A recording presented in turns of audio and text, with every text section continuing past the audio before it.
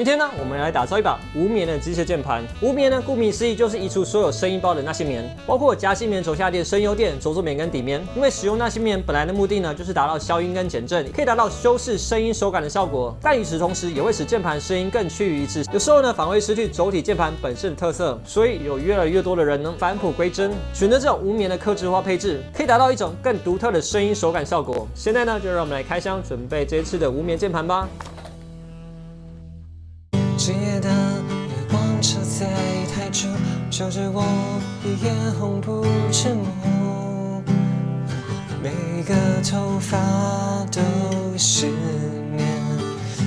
嗨，各位好，我是就是爱节俭的 Joe。说到为什么如今到现在才第一次玩无棉呢？可能是因为我本身是客家人的缘故，买键盘送了一大堆棉不用的话，我真的觉得有点浪费这样子。所以首先让我来介绍这次要玩无棉的键盘套件吧。这把键盘呢是来自于 Gyrus 工作室的 Gyrus 75。这次呢我买的是二手，因为这把键盘推出了大概有1年多的时间，跟那个 Zoom 75以及那个 QK 75差不多的时间，并且呢在配置、品质以及价格上都是落在差不多的区间。然后也要说为什么这把键盘叫 Gyrus 75，就是因为他们这个 Gyrus 工作室呢，其实他们本来的名字叫做 Iris， 大家可以看到这配重上写的是 Iris， 但是他们推出第一把键盘 Iris 65的时候，他们才发现市面上已经有一把 Iris 65了，所以他就把他们的 Iris 65改成 Gyrus 65，就是因为 I 的下个字母就是 J， 没错，就是这么随性。这把 Gyrus 75呢是一个标准的 75% 键盘 ，F 键左移，右上方多了一个 F13， 可以换成按键旋钮或者这个名牌。虽然一般来说呢，我是比较倾向这个旋钮啦，好在这蝴蝶图案也是蛮好看的啦。整个键盘呢是这种天包地的结构，材质是铝合金 CNC 的加工，表面是阳极氧化。键盘内部呢有这铜配重，键盘的后面呢跟底面都有这 PVD 的镜面配重。我这次入手呢是这个全黑的版本，看似没有什么特别的设计，不过呢表面的做工质感呢都是非常优秀，摸起来非常丝滑。整体的设计简单，但是却不单调，是我非常喜欢的类型。并且这把键盘呢也有早期相当少见的碰珠快拆结构，键盘上盖的部分呢只要用力一提就可以轻松分离，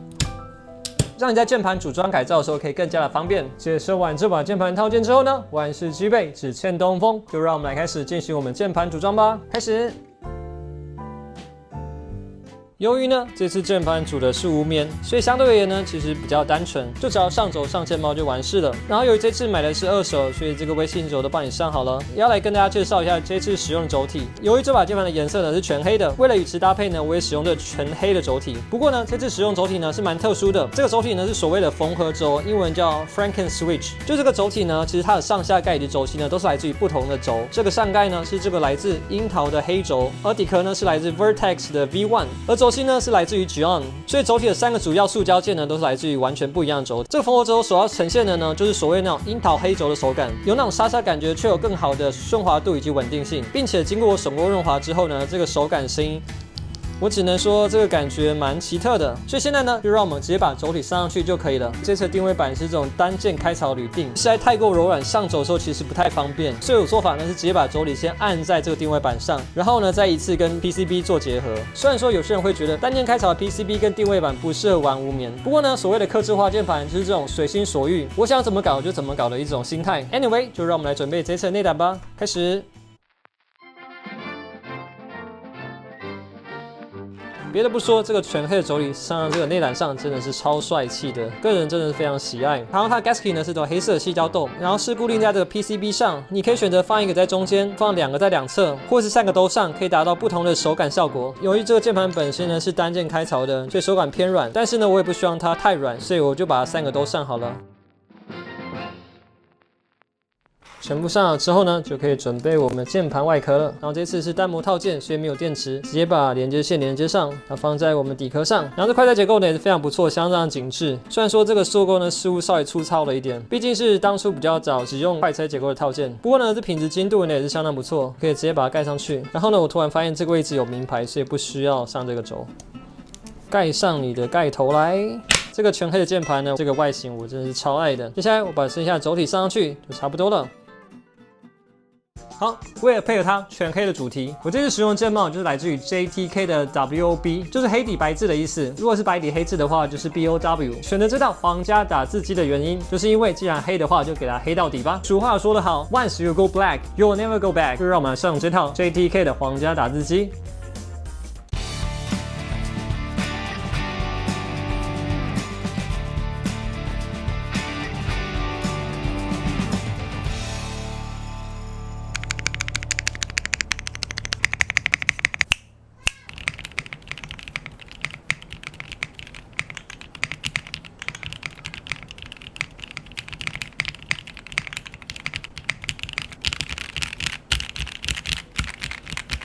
键盘打造完成，我的第一把无棉客制化键盘。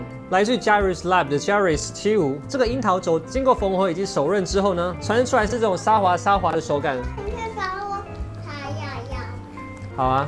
搭配这个非常有弹性的 gasket 结构，搭配这个 JTK 的 ABS 键帽，呈现出来的就是一个非常独特的声音跟手感。之前听过在键圈有流行一句话说，键盘玩到最后，人终究是要回到樱桃轴的怀抱的。开始呢，我还不太相信，直到我这次组了一个无棉的樱桃黑轴，是一种既新奇又怀念的感觉。在玩了这么多量产键盘之后，似乎真的是有那一种感觉。不过呢，当我组好这把键盘秀给我老婆看的时候，但她却说这把键盘到底哪里好看？好了，至少我是蛮喜欢的啦。第一次组无棉，第一次用樱桃黑轴，对我来说呢，无棉并不是特定的声音以及手感，而是在无棉的配置之下，可以更好的呈现轴体键帽以及套件本身的特色。用一个具象化的比喻来说的话，全棉呢就像你是吃涮锅，除了麻辣汤底之外，还加了很多的佐料啊、蒜头啊、辣椒啊、酱油之类的。而这种无棉所呈现出来的感受呢，就像呢你只点昆布锅，不加任何调料，把肉片下去涮一涮，就直接拿来吃的感觉，更可以直接感受到这个食材的味道。好，以上就是这次键盘组装心得与感受。你也喜欢无棉的键盘吗？欢迎在影片下面留言区讨论跟分享，我有哪些地方说错或是讲的不太好的地方，也欢迎大佬们来指教。我是就是爱吃涮锅，不加任何酱料的 Joe， 我们下部影片再见喽，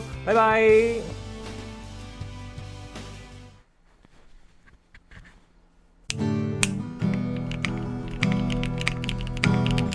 记得月光车在台中，照着我一眼红不沉默。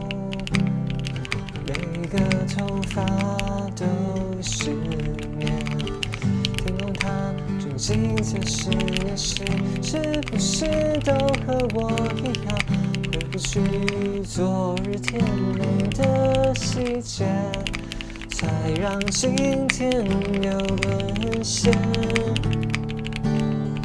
你现在想着谁？有没有和我相同的感觉？